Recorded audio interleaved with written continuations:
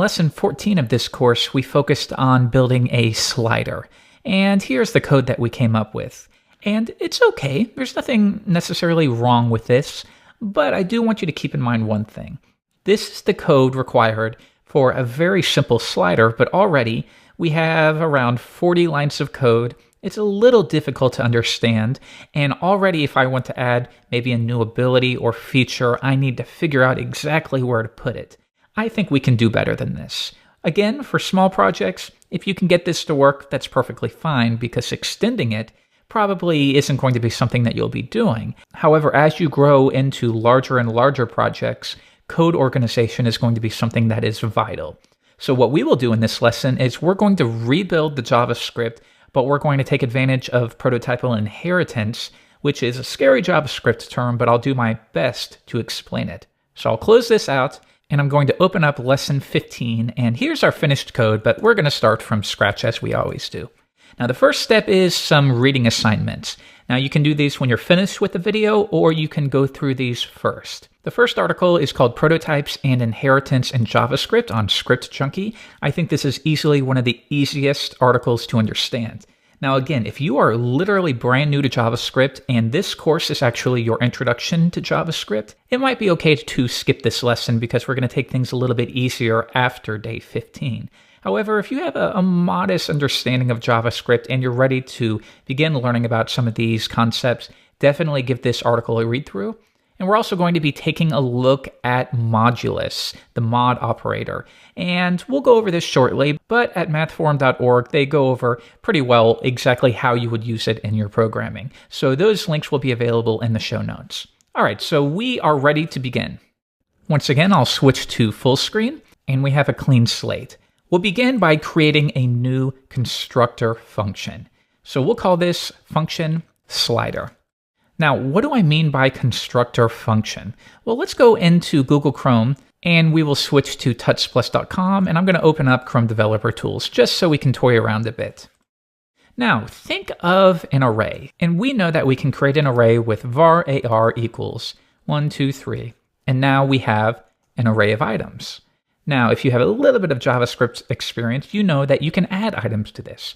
So if I want to push a new item to this array, I can do so. And now array has 4 items. But have you ever thought to yourself, where is push coming from? JavaScript doesn't have classes, so how does array have access to these methods?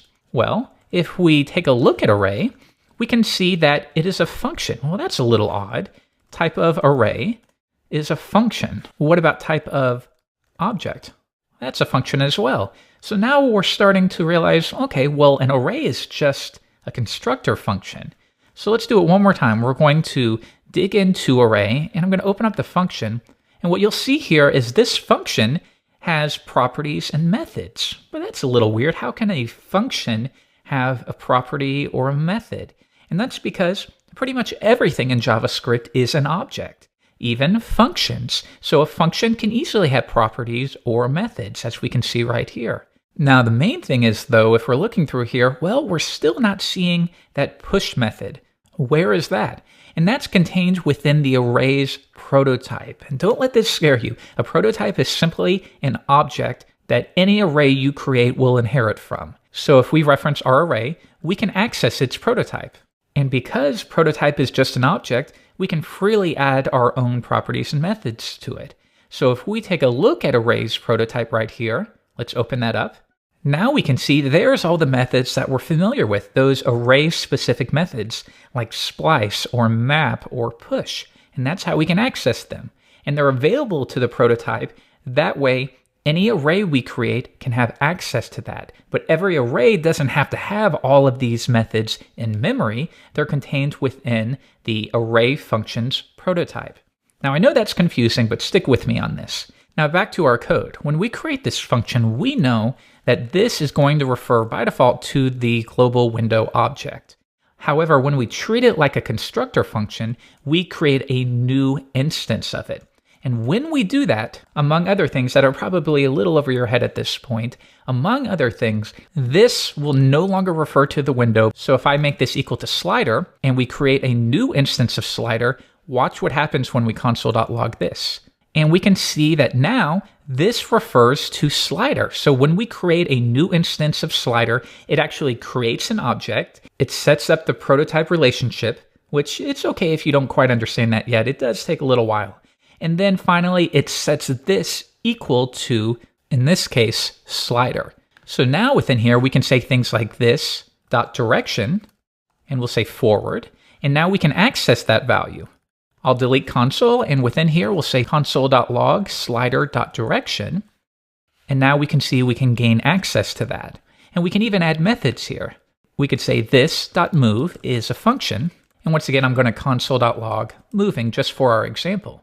And then if we call slider.move and we try it out, now we get moving.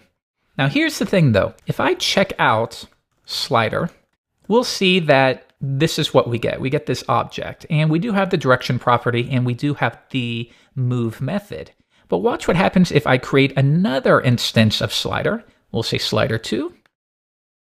Refresh once again. Now we have two objects here, but now we're dealing with the move method taking up all of this extra memory because it's declared for every single instance. And that seems a little silly. Wouldn't it be nice if every object we create will inherit that method? And that way it only has to exist in memory once. And we can do that with prototypal inheritance. I can say slider, and we're going to get that prototype, that object there that we can add to. And we're going to add that move method to it. And now we'll console.log moving again. This time we'll remove the method, but if we return and reload the page and we take a look, now both of them just have that direction property that will be unique to the instance. But if we take a look at Proto, we can see that both of them have access to that move method still. They're simply inheriting it. And that's how we deal with inheritance in JavaScript. And what's nice about this is we can access it in the same way. So once again, slider.move, slider2.move. And now we get that. And now if you're still confused, and you probably should be if these are brand new concepts to you, you'll definitely want to read as many articles as you can find, because these things begin to stick when you just keep reading it over and over and over and picking up just a little piece of the whole puzzle with every read through. And eventually you'll get to the point where you have the whole puzzle together. So let's continue with this example before we complete our slider. Let's say that when you create a new instance of slider, you want to pass in the direction. So right here, I'm going to pass in forward. And for this next slider, we're going to pass in a direction of backward. Now, when we create that instance, we can create a new property called direction, and we'll make it equal to what the user types in. So now we have a property of the slider object, and that property is called direction, and it will be equal to either forward or backward. So let's try this out. I'm going to delete these two. We'll stick with one slider for now, and we will console.log slider.direction. Reload, and we do get forward. But if we create another instance of it, as we did before, slider2, this one's going to go backward. Let's try it. And now we have forward and backward. Now this move method that's part of the prototype, we could say moving plus this dot direction. Notice that this is going to refer to that slider object. So in the first case, when we create this instance, we specified that we're moving forward. So the move method, slider.move, is going to log moving forward. But in this next example, slider2.move is going to reference moving backward. Reload, and we get moving forward and moving backward. So this is your very crash course. It's a very complicated subject, at least at first. And honestly, take a look at this article because Scott Allen, who wrote this, can explain it far better than I'm capable of in a video. So with that out of the way, let's get started building this. Once again, I'm going to remove all of this, and we have our slider constructor function. We're going to begin by setting our parameters. So once again, the container, that is going to be equal to whatever the user passes.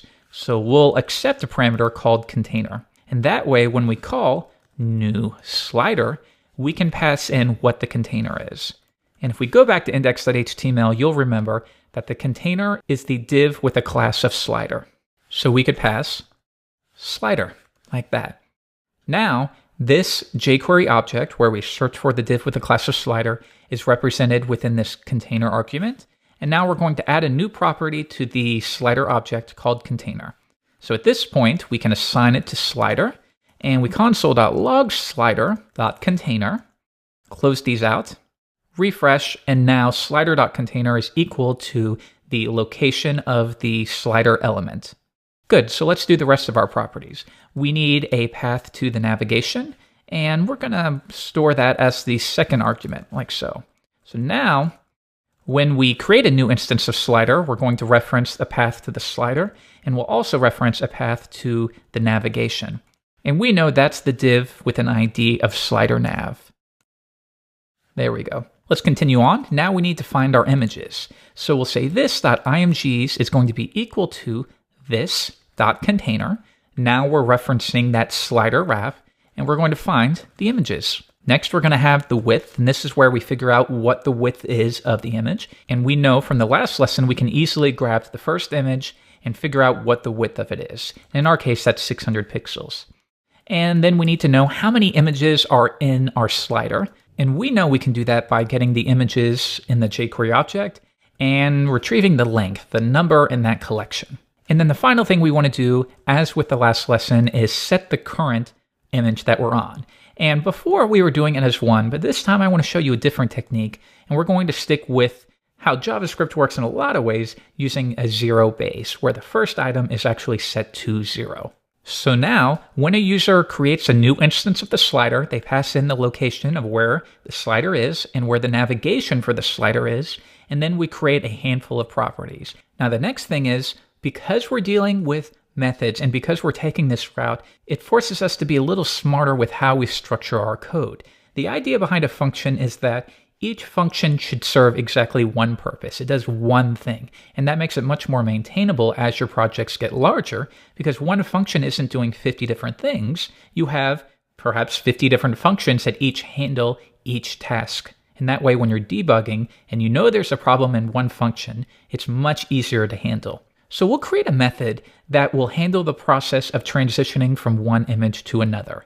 So we will extend the prototype. Remember, it is possible to do this.transition equals function, but then every new instance of the slider is going to have this transition method in memory, and we probably don't want that. Let's instead use inheritance so that every instance of slider inherits this method, slider.prototype.transition, and that's going to be equal to a function. And within this function, we will simply grab the container, and we know that's the div with the class of slider, and we're going to animate it. That's the only thing this method is responsible for taking care of. And it will animate the margin left, and we're going to make this equal to, and we're going to take a slightly different approach. Before, we were trying to deal with relative, and we'd say minus equals 600 each time. But you notice that in that code, we had to figure out a little too much, and we can make this easier on ourselves. Rather than hard coding and using this relative syntax, instead, we're simply going to do this number right here. This.current times this.img width. And that's a much easier solution. So think about it. We click to the third image. So at that point, this.current is equal to 2.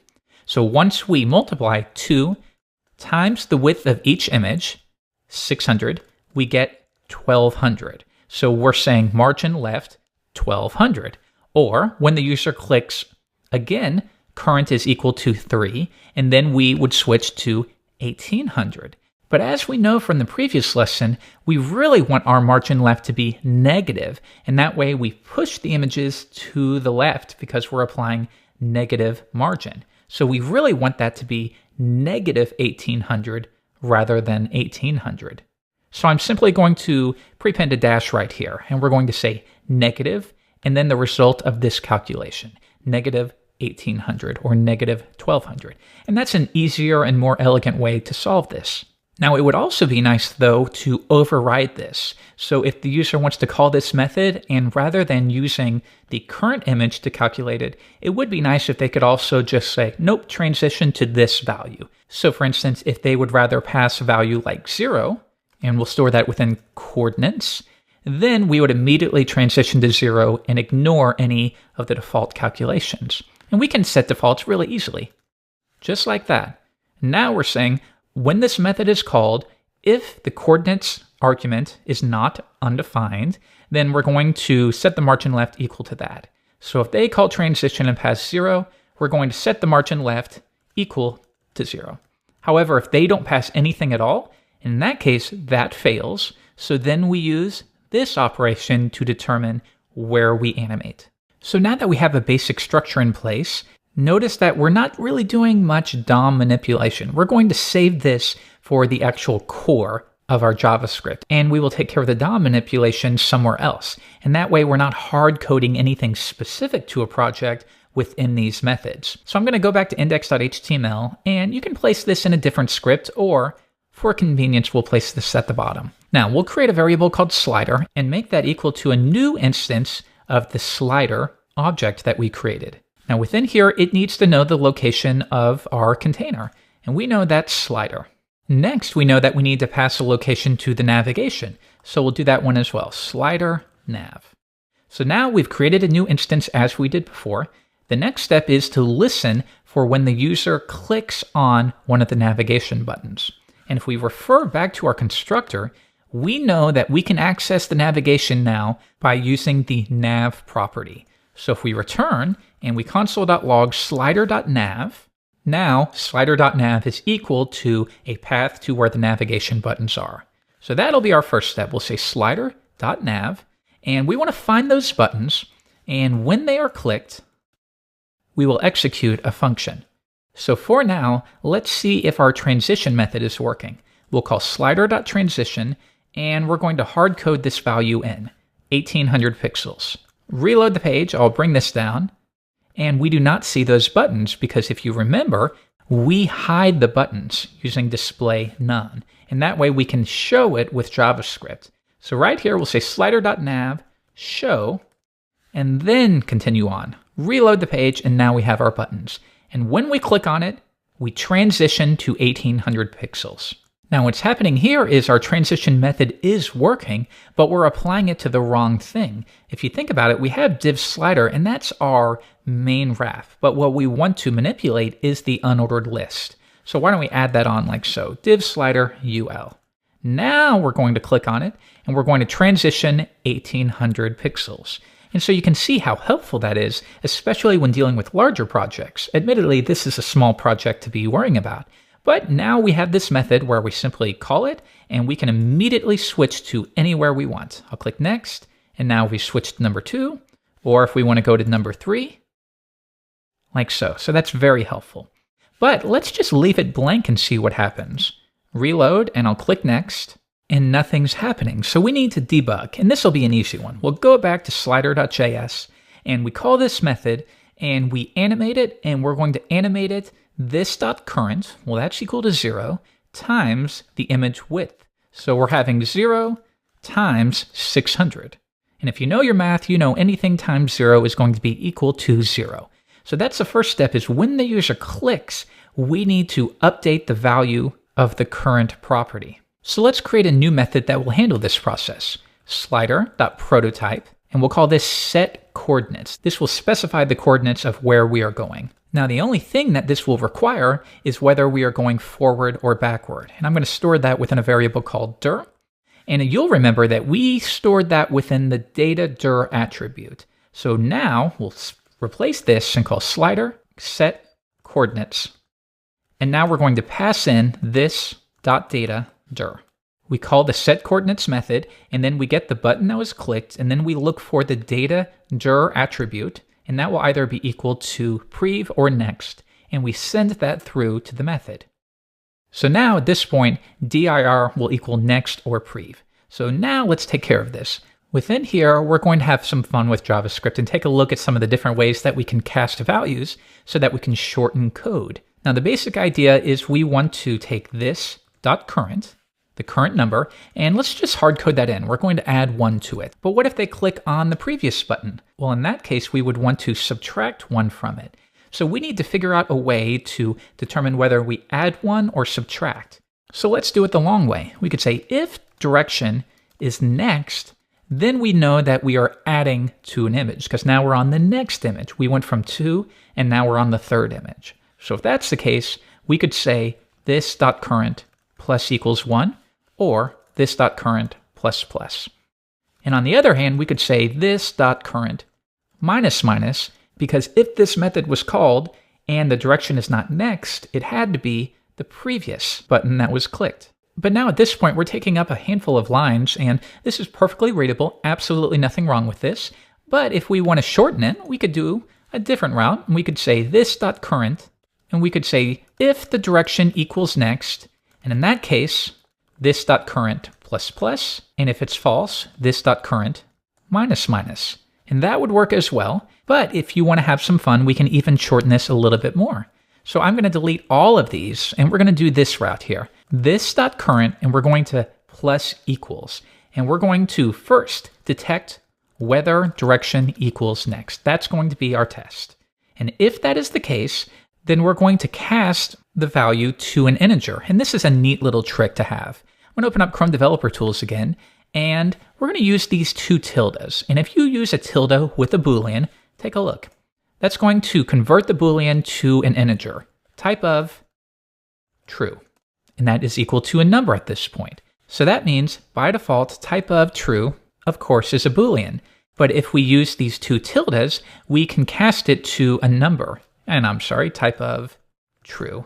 Now that's been cast to a number. What about if we do false? Well, we know tilde tilde true turns to 1, so tilde tilde false will be cast to 0. So let's try this. var dir equals next. We're creating a variable called dir and making it equal to next. And now we're going to say tilde tilde does dir equal next. So this is our test. We are determining if the dir variable equals the value next. We know it does, so that will essentially be switched out with true, and then we are casting true to an integer. Let's try it, and we get 1. But what if we check to see if it's a different value, like prev? Well, in that case, the test is going to fail, and now we are casting false to a value, and we get 0. So now we have an easy way to translate true to 1 and false to 0. And because 0 is what we call a falsy value, we can use this to our advantage. We'll cast this to an integer, or set it equal to -1. So let's try that out. That looks a little scary, and maybe a little less readable depending on where you are, and those are all things you need to keep in mind. We take the this.current property, and we're going to add to that plus equals. And let's do this one first. dir equals next. So we're casting that test, true or false, to an integer. Now let's say the user clicks on the next button. This is going to be equal to true, and when we cast that to an integer, that will be translated to 1. So that means this.current plus equals 1. 1 is a truthy value, so that means this or this. So this is true, this never runs, this.current plus equals 1. Hopefully that makes sense. But now let's imagine that the user clicks, if I back up a few steps, they click on the previous button. Okay, well now, dir equals next, nope. So that's equal to false. Then we cast false to a number, and that will cast to 0, which is a falsy value. So now we're saying this.current plus equals 0 or -1. 0 is a falsy value, so it does translate this. Because remember, this is or. Check this value. If it's true, return that. If this value is false, then go to the other side, this or -1. So in that case, we set that equal to -1, like so. Hopefully, it seems a little confusing at first, but I promise when you've been working with these things for a while, it makes perfect sense. And the final thing I'm going to do just for convenience is wrap all of this within parentheses. So yeah, that looks a little scary, but it's really not. We're simply adding or subtracting 1 based upon the results of a test. Or you can stick with one of the other methods that we did before. I'm mostly trying to show you different ways that you can cast values and you can use the or. So I'm trying to wrap a lot of different little techniques up so you can learn them all at once. So at this point, let's console.log this.current. Reload, and we'll click on the button, and now current is 1, now it's 2, now it's 3. But what if we click on prev? Now it's 2, now it's 1, now it's 0. Perfect. So that is doing exactly what we wanted to. But as we remember from the last lesson, we have to be careful about going into the negative territory. Now, every time we click previous, we're going to -4, -3. And that's not very helpful, because that's not what we want. We never want this.current to be below 0. So the next step is we'll say this.current, and we're going to make that equal to, and we're going to run a little test. Is this.current less than 0. And that would only be the case on the condition that the user is on the first one and then they click on the previous button. And when they do, we know, wait a minute, -1, there is no -1 image. So in that case, we need to do that little trick where we switch to the very last image in the set. So if this.current is less than 0, on that condition, we'll use the ternary operator. This.current, and I'll fix that typo, needs to be equal to the total number of images. And we stored that within the img's length property.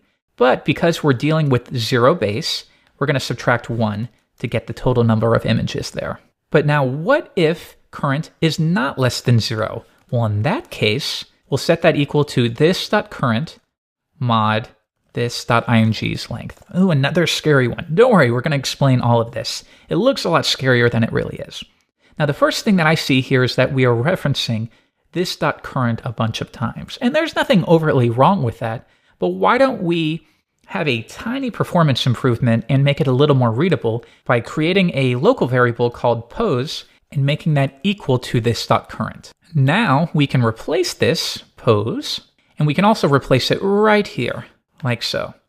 Now you might be wondering, well, why aren't we updating this value as well?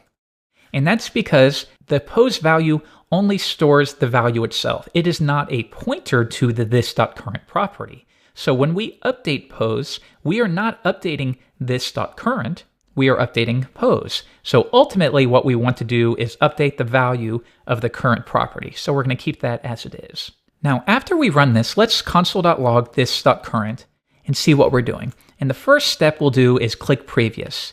And when we click it, you'll see that we correctly update the current property to 3. And that's where we want it to be. If we reload and click next, we get 1, 2. I'll click previous, back to 1. And now I click it, we're at 0. And one more time, it goes back to 3. Because we're doing that calculation where we say, if they clicked previous and there's no more images that go that low, we're going to update the current image to be the very last one in the set. Now, if that is not the case, then this will always run. This is what's executing here. I'm going to copy this and we'll paste it in here, and let's replace these with actual values. Let's say the current image is 2 and the total number of images is 4. 2 mod 4. That equals 2. What about 1 mod 4? That equals 1.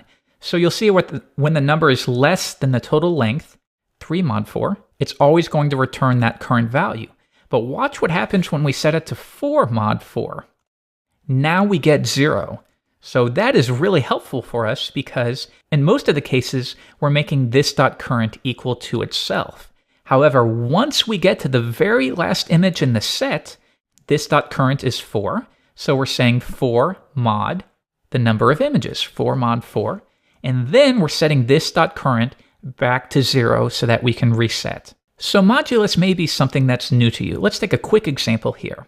Let's say that we have 6 modulus 4. And the way we figure out what the solution is to figure out what the remainder is when you divide them. So I have 6 modulus 4. Okay, well 4 goes into 6 one time. 1 times 4 is 4. 6 minus 4 is 2. That is the solution. 6 mod 4. Let's try it. 6 mod 4. And we get 2. Let's try another one. Let's do 17, 3. All right, well, in that case, 3 goes into 17 5 times. 5 times 3 is 15. And what is the remainder? 17 minus 15 is 2. So 17 mod 3 is 2. Let's try it. 17 mod 3 is 2. And you'll find that when you're doing programming, especially for things like this, that technique can be very, very handy. Because what we're doing here is, and if this is easy for you, imagine that we only have this. This.current equals this.current mod the number of lengths. So if we make this easier to understand, let's say we're on 2, and we're saying 2 equals 2 mod and the total number of images, 4. And that would be equal to 2. Or if we set that to 3 mod 4 is 3. Or if we set that to 1 mod 4, we know that's 1. But as soon as we get to 4 mod 4, 4 mod 4 is 0. And so this is how we are updating the current image back to 0. So hopefully that makes sense. If you need to, go back and review the article that I will have in the show notes on working with modulus. The last thing we'll do is return POS. So now we've mostly finished this method, but I've decided that set coordinates, we're not exactly determining coordinates, we're setting the current positioning. So we're going to change that to set current. So let's return to index.html, update this to set current. We're going to pass in whether the user clicked on the next or previous button. We then take that value and we either, if they clicked on next, we add 1 to the current, or we subtract 1 if they clicked on the previous button. And then we do a test to see, did they click the previous button but they were already on the first image? If that's the case, we're going to set the current equal to the very last image in the set. Otherwise, we will set it either to itself or back to 0. The final thing we need to do is call the transition method. I'll go back to index.html and we'll call slider.transition. So let's try this out and see if we made any mistakes. I will bring this down and we will click on the next button. 2, 3, 4. And if we did it right, we click it again and now it goes back to the very first one. Let's go back, previous, previous. There we go. And now it's working exactly the way we want it to. The only thing I notice here, though, is we still have those scroll bars. And if you remember from the last lesson, that's because we set overflow to scroll so that if JavaScript is disabled, the user can still view the images. But we want to get rid of that for JavaScript users. So I'll go back to index.html, and right here, let's create a new variable called container. And that's going to be equal to the div with the class of slider. We'll update the CSS like so, or you could adjust the class. So you could have a class called hidden, and that would set the overflow. And then you could use your JavaScript to remove that class. Lots of different ways to do this. Then we'll grab the children UL, like so. Now when we create a new instance of slider, rather than duplicating, we'll reference container. There we go. Create a self-invoking anonymous function. We'll take all of this and put it inside there. And the last thing I'll do is, rather than showing the navigation right here, why don't we let the constructor function take care of that? When we grab the navigation, we set a navigation property and make it equal to whatever the user passed in, which in this case is the div with an ID of slider nav. We're going to go ahead and show that. And even though we're showing it, we're still returning that object into the nav property. So let's go back and try this one more time. Refresh. The scroll bars are gone. Next, next. Next, good. Let's simulate how it will look if JavaScript is disabled. So I'm going to remove all of our scripts. Try it one more time, and they simply get scrolling, and that'll be just fine for them. But if JavaScript is enabled, we can give them a slightly better system for filtering through the images nicely. The final thing I'll say in this lesson is, the truth is, for a slider, you probably don't need to go this route, but it's important to take a very small step when learning about prototypal inheritance, because many times articles you read will focus on a car or a person to demonstrate an object and how it can be extended or it can inherit from other objects. So this gives us a nice way to have a real-world example. We have our slider constructor function. We add these extra methods that all slider instances will inherit from. And then because each method performs exactly one thing, we can focus a little bit more. And when we need to debug, for example, the set current method, we're not having to deal with any extra DOM manipulation or access or these animation methods. We can stick with the core of what that method is doing. So in this lesson, not only have we reduced the amount of code from the previous lesson by about 10 or 15 lines or so, but we've also structured it in a far cleaner manner.